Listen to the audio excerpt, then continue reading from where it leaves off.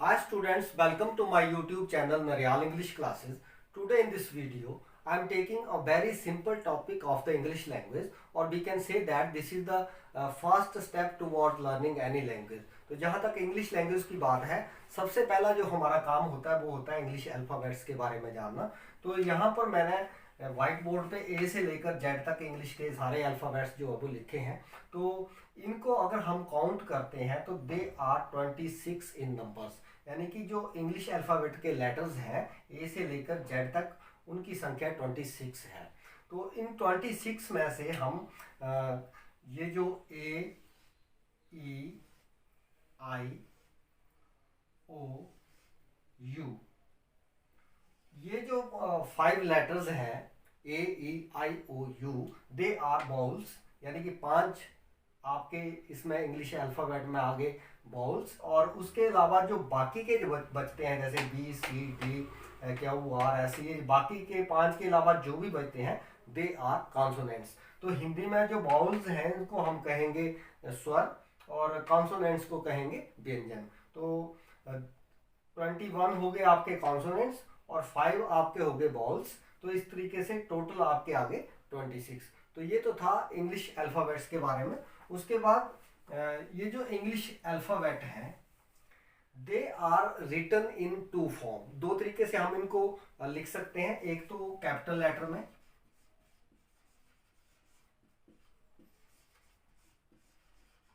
और दूसरा small letter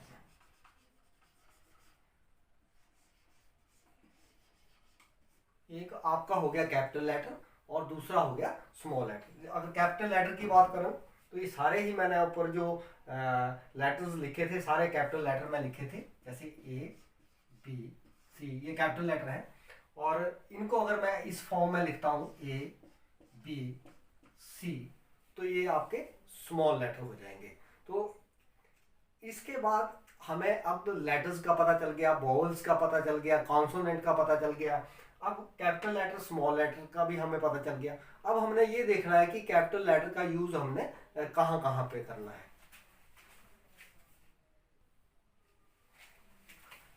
अब हम देखते हैं कि कैपिटल लेटर का यूज हम कहाँ कहाँ पर करेंगे। तो पहला मैंने लिखा है in the beginning of a sentence. जैसे कोई भी आप सेंटेंस लिखते हैं, जैसे मैं एग्जांपल देता हूँ कि ही इज माय फ्रेंड।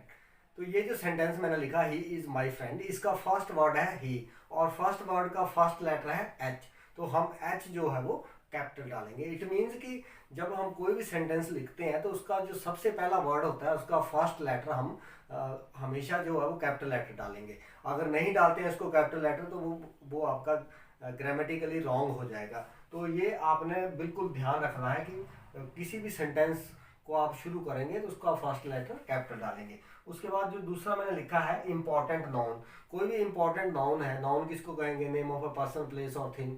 तो अगर किसी व्यक्ति का हम नाम लिख रहे हैं तो उसका फर्स्ट लेटर जो है वो कैपिटल होगा। जैसे मैं अपने नाम की बात करूं तो जब मैं सुरेश लिखूंगा तो फर्स्ट लेटर जो एस है उसको कैपिटल डालूंगा। या किसी जगह का नाम है तो उसमें मान लो मैं दिल्ली लिख रहा हूँ, दिल्ली, तो दिल्ली का मैं डी कैपिटल डालूंगा। तो ये हो गया दूसरा रूल। तीसरा, डेज और मंथ्स के नाम भी उसमें फर्स्ट लेटर जो है वो कैपिटल डाला जाएगा। डेज की बात करें तो मंडे तो एम कैपिटल आप डालेंगे, संडे एस कैपिटल डालेंगे। उसके बाद जो मंथ्स हैं जैसे फेब्रुअरी तो एफ कैपिटल डालेंगे।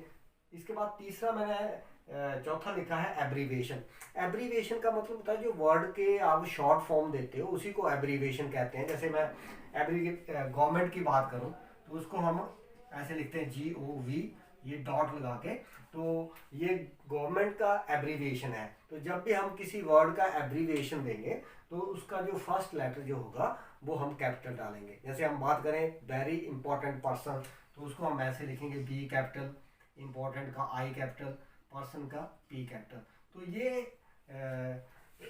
एब्रीविएशन के लिए आप कैपिटल लेटर का यूज करेंगे जो फर्स्ट लेटर होगा। उसके बाद प्रोनाउन जो आपका आई जो प्रोनाउन है वो हमेशा आई जो है वो कैपिटल लेटर में ही लिखा जाता है, ये भी आपने याद रखना है। उसके बाद जो जैसे गॉड है या लॉर्ड है, परमात्मा जो भगवान के लिए हम इंग्लिश में वर्ड यूज करते हैं, तो इनको भी हम इनका फर्स्ट लेटर कैपिटल डालते हैं, जैसे जी कैपिटल डालेंगे, लॉर्ड का एल कैपिटल डालेंगे। इंग्लिश के जो कैपिटल लेटर्स हैं उनके बारे में कहाँ कहाँ पर किसको हमने यूज़ करना है। अब हमने अल्फ़ाबेट्स में टोटल नंबर ऑफ लेटर्स देख लिए, कॉन्सोनेंट्स देख लिए, वॉवल्स देख लिए।